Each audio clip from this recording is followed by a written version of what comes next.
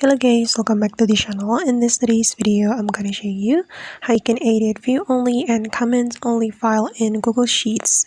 Alright guys, here I have my view only file on my Google Sheets. As you can see, this is the view only file, and I'm trying to edit this Google Sheets file, but I cannot edit this file.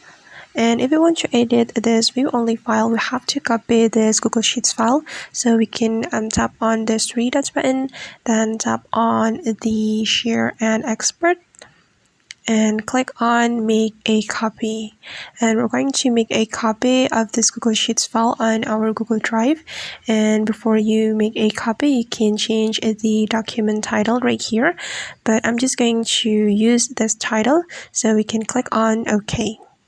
And just wait until the file has been copied to our Google Drive. And after the file has been copied to our Google Drive, we will be able to edit this Google Sheets file. So I'm going to show you. I'm going to type on this Google Sheets file. Okay. And if you want to edit the comments only file, the step is the same. You just need to make a copy on your Google Drive, then you will be able to edit the Google Sheets file.